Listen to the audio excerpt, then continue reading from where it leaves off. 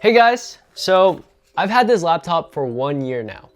This is the Asus Zenbook Duo 2024 edition. It's the first Zenbook Duo with 2 full touchscreen monitors with a detachable keyboard. So it's the first of its kind. I'm sure you guys are wondering what my experience with this laptop is, and we're gonna get into that.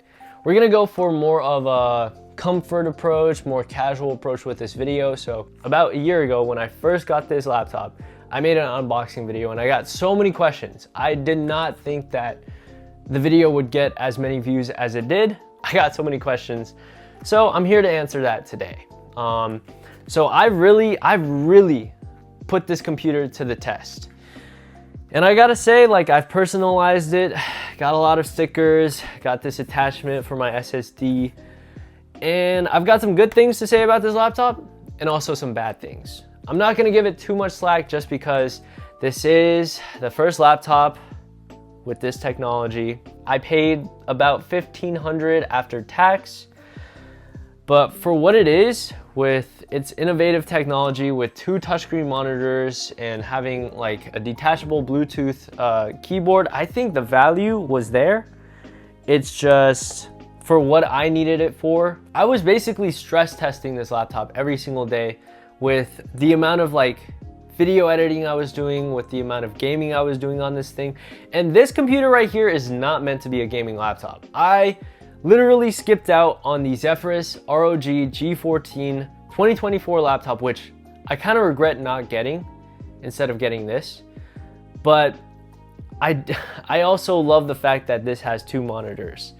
I don't know, it's like you're kind of trading off a feature. Long story short, if I could go back to the past, I would still get this laptop, but the higher end configuration with the i9 chip instead of the i7, because what I needed it for, this wasn't cutting it. I saw so many frame spikes. It was just laggy.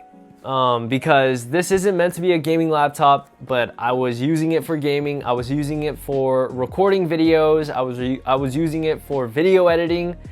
And you know, the selling point for me was the touchscreen, because I could draw thumbnails, I could edit videos while multitasking, you know, dragging files from the other screen. It was just the perfect like multitasking machine. I guess it was just really easy to be productive using this computer. Scripting of video ideas and, you know, doing creative work other than video editing and gaming, this was perfect. I would use this laptop all the time.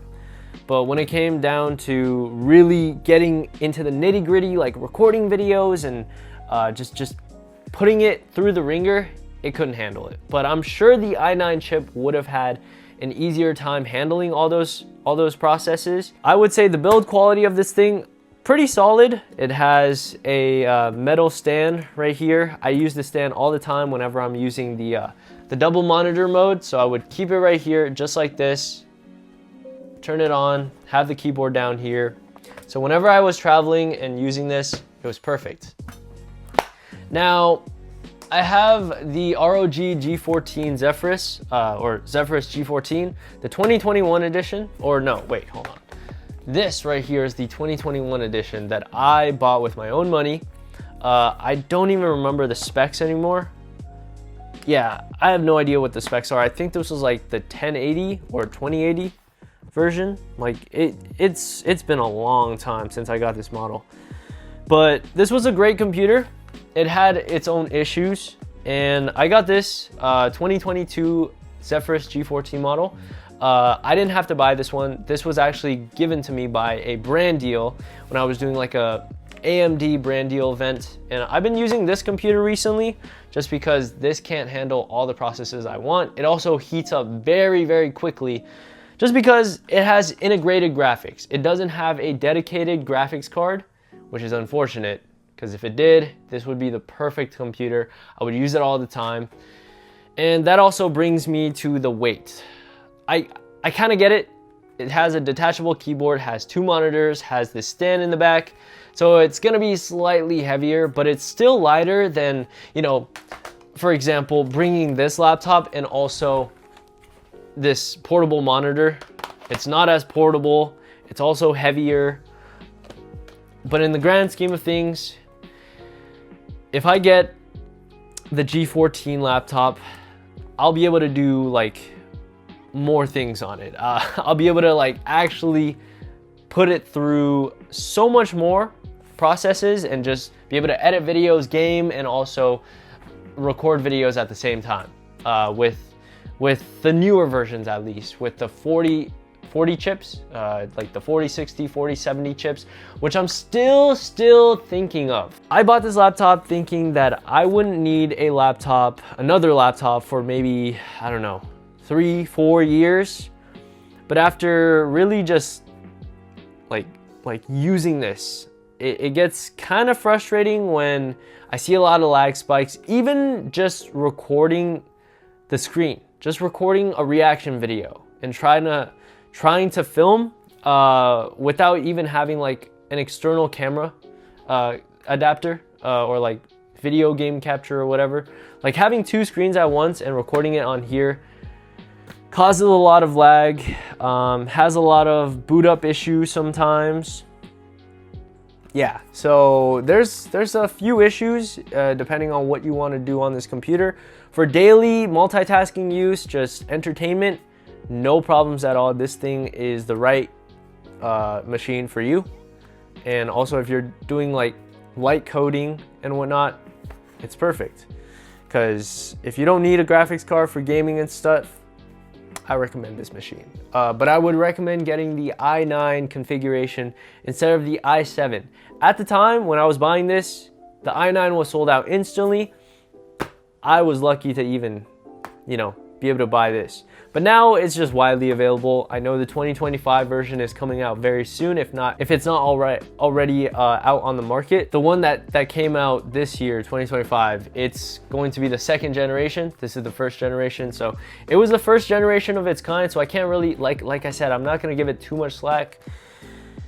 But yeah, I don't regret buying this though. It was definitely very, very useful. I'm still probably gonna be using it. I just want to be able to have a powerful machine like this with a dedicated graphics card. So yeah, that's basically my review. I would say get this if you want the gimmick, I guess. It's a really cool gimmick though, I will say. It's a very useful gimmick. 2 monitors, detachable keyboard. Like I actually love the key travel on this keyboard. This keyboard, great. I love this keyboard so much. You type on it, feels amazing. I think this keyboard is better than the G14 keyboards, in my opinion. I can type super fast, feel super comfortable with it. I think the trackpad is actually bigger than the one on the G14. I'm not too sure. Let me actually compare it so that you guys can see. It's actually about the same, if you guys can see. Yeah, it's about the same size. I think this one's slightly bigger. I mean, there's really not much more to say. I know they had the feature where you can like pull up a touchscreen keyboard by like sliding your fingers up, like 6 fingers, I think. Like this, boom, we got a keyboard. I've never used it once, other than when I first unboxed this computer. So I haven't used it at all. So, I mean, this keyboard does the job in the first place. It comes with, I guess it was also really cool that this laptop came with a stylus and also a travel case or a travel bag. But you know, what matters at the end of the day is the laptop itself. So I'm really considering moving to the G14 once again. I've seen a lot of great things about it. I know some of you guys might be telling me to just get a MacBook because MacBooks are really optimized and they can do the job. But if it weren't for me having to make gaming videos, and yeah, I think that's like basically the main thing that I have to worry about, because I make gaming videos and I know there's ways to get like Windows games on the MacBook, like Parallel, Crossover, Whiskey, programs like that. But I kind of like having everything in one spot, just having an all-in-one machine. Maybe someone might be able to convince me down below in the comments, but at the moment, I have my eyes set on the Asus Zephyrus G14, the 2024 model with the 4070 graphics card and 32 gigabytes of RAM. I know the 2025 models are supposed to come out this month, if not next month, sometime around this time with the 5000 graphics cards, or it's like the 5080, 5070 graphics cards. But I heard it doesn't really have the best performance, and it also has like performance issues. I completely understand why, because these laptops are small and they have their own limitations. It kind of sucks that they do, but really, who needs graphics cards as powerful as that? I guess we don't even need the 40 cards as well, if we're gonna be saying that. But I do really want to test out the G14 once again. I'm a huge G14 fanboy at this point, as you can see. So we might have to tap into the G14s again. I think I'm moving on from the Zenbook Duo. If only it had its own like dedicated graphics card, I'd be so down to just use this for the rest of my life. As long as, you know, it lasts, I guess. Okay, one last thing before I end this video. I had a huge issue one time. There was one time this computer stopped working entirely, and I was like really sad because it had only been a month since I bought the computer, and I heard that Asus doesn't really have the best service. So I wasn't sure if I was gonna be able to send it back, but thankfully on their Reddit, they have a dedicated Reddit for these machines, and apparently other people were experiencing it as well. So my computer stopped working entirely, other than when it's plugged in. So it could still work while it's plugged in, but the moment you like pull out the plug, it doesn't work anymore. So it was like running off of the wall outlet power instead of the battery itself. So I had to basically take out this slot right here.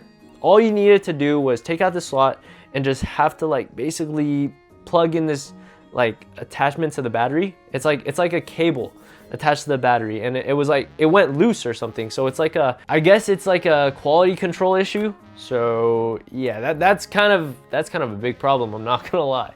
But yeah, this is the Zenbook Duo 2024 edition i7 configuration. So it's the lower end one. So I have my regrets with getting that one. But I recommend getting the i9 if you are looking for the Zenbook Duo and you don't want anything else. Get the i9. If not, if you need an all-in-one machine and not just for gaming, you want it for coding, for basically an all-around computer, get the G14. I'm a huge G14 supporter, and that's probably gonna be my next laptop. I was looking into the M4 MacBooks as well, but I just need to be able to make gaming videos. So yeah, Windows all the way for me at this moment for what I do.